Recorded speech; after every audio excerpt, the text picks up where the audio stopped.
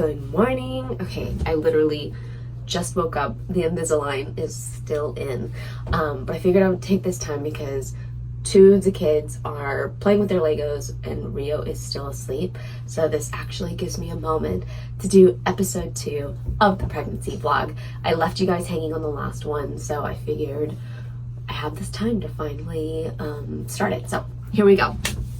The last time we left off, there was a really big pregnancy scare, and basically what happened, I wasn't doing anything strenuous. I was literally just cooking in the kitchen. I wasn't stressed, nothing. And it almost felt like a gushing feeling, kind of like my water breaking or something like that. And you guys, it was crazy. There was so much blood. I've never experienced that. I did have some bleeding with Rio, which, was a little scary because that happened while I was on set. I remember literally filming in the middle of a scene and kind of feeling this trickle, just kind of wondering, oh my gosh, what is that? And as soon as they yelled cut, I was like, oh, I just have to use the restroom real fast, and then going to check it out and just going, oh my gosh, like, obviously being worried because I'd never had any bleeding before.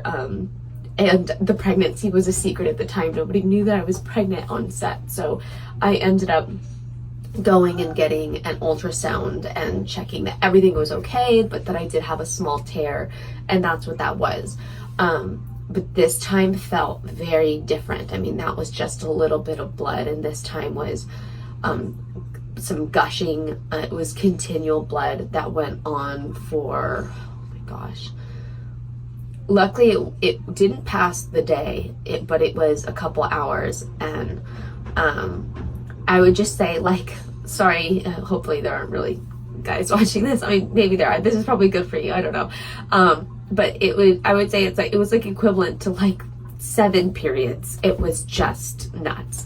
And I think in that moment, I was talking about having this peace that God just allowed me to, stay okay and stay confident in him. Because at the end of the day, it was out of my control. It was out of all of our control. There was nothing that we could do. And thank God for my amazing support system with my family. My husband is so great, and my kids are so stinking cute. So I immediately called my doctor who delivered Ocean. His name is Dr. Paul Crane. He is a close family friend. Even though he lives in California and he hasn't delivered any of my other babies, I just trust and value his opinion so much. So I called him, and he was so sweet. He answered right away and just really talked me through what it could be, but just remained very hopeful. And I, at the time, didn't have a doctor here in Florida yet, because the goal was to have this baby back home on Maui. So we figured, okay, we are going to be on the boat, get our boat stuff done, and then go back home to Maui to deliver our baby at home.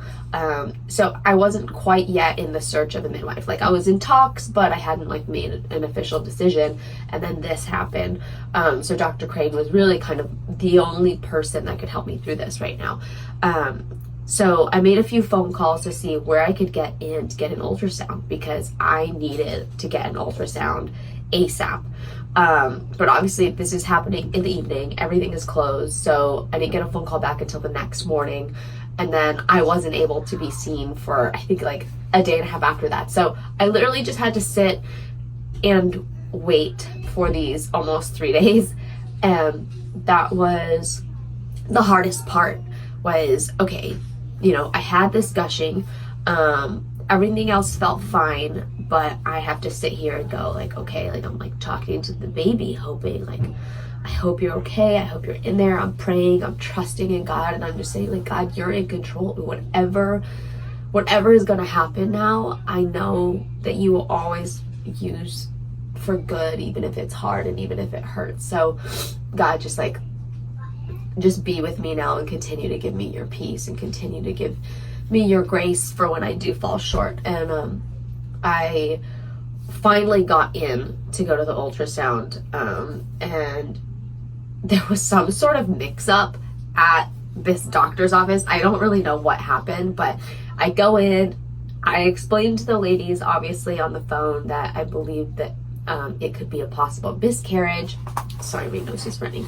That it could be a possible miscarriage and that I needed to be checked quickly because I wanted to make sure I was okay. But then when I get in there, I don't know what they started prepping me for. I have no idea.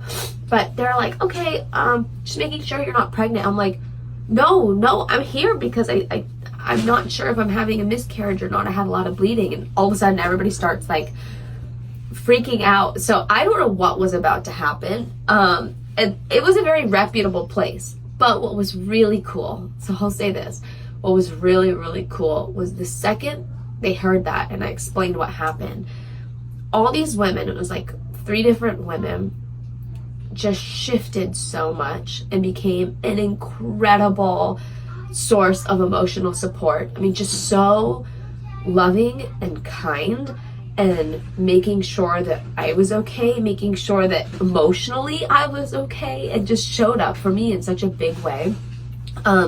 Because of how these like places work, I guess with insurance or whatever, like they don't have ultrasounds in this room. You have to schedule separate ultrasound, whatever.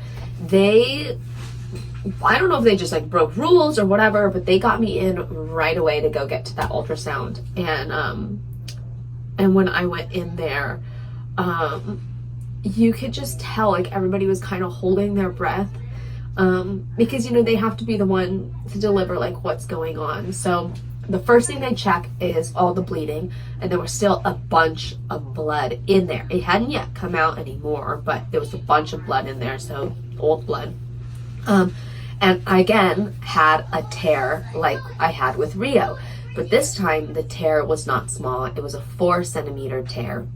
And what happens is if that continues to tear, then the pregnancy basically no longer becomes viable because the baby detaches from, I guess, like, I don't know enough about the scientific terms. I'm so sorry, guys. And it was such a whirlwind that I like tried not to think about it after this moment. But I guess it like detaches from the wall, and then you lose the pregnancy. So they were saying that that's what all the bleeding was from, because it was a massive tear on the inside. It happens sometimes.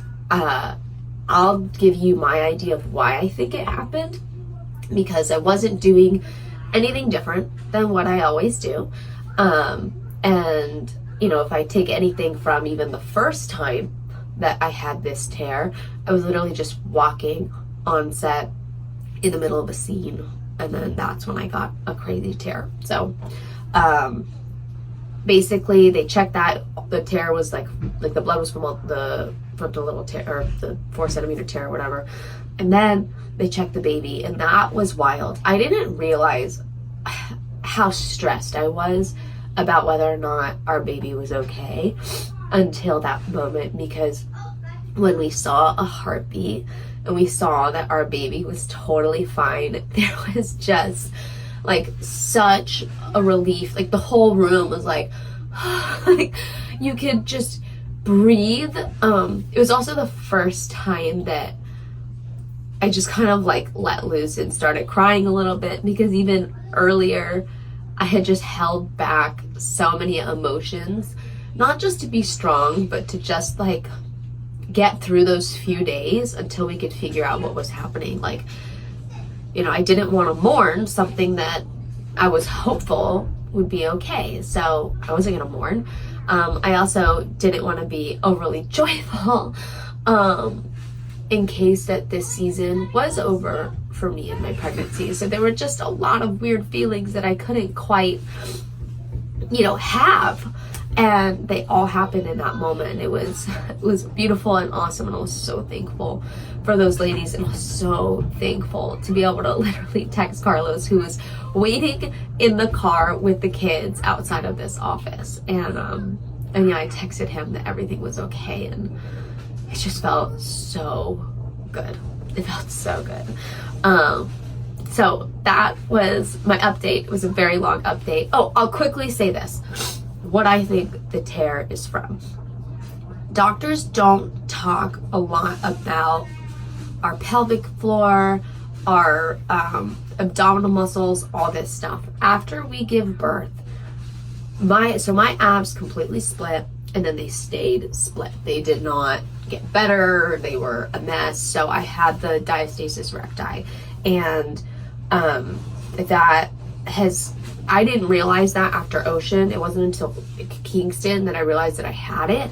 But by then, it had set in so badly. It had like a 4-finger distance. So for those of you who don't know, it's where your abs split so much that they no longer touch, and I had 4 fingers between my abs. So if you were to do a plank right now and your stomach goes to a cone, you have diastasis recti, and you want to get that fixed.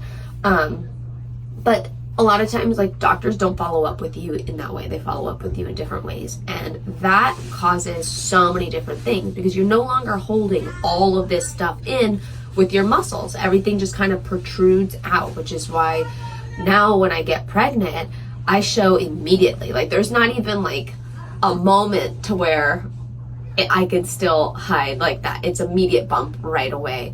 So I've been talking with this amazing coach who's a friend of mine. Her name is Jenna Epperly, and she does do a lot of these kinds of exercises. So I'm trying to strengthen all the walls, the pelvic floor, the abs, the abs that I can, just to hold the pregnancy in, because I think what happened was just even the pressure of walking around, picking kids up or whatever, and having zero support there actually caused everything that, you know, was just dropping and dropping to finally just rip.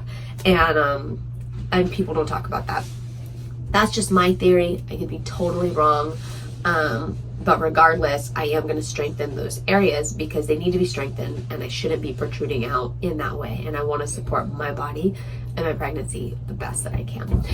This is a much longer video, so I'm going to end it here. There's so much more to catch you guys up on, but please put your comments below, ask questions.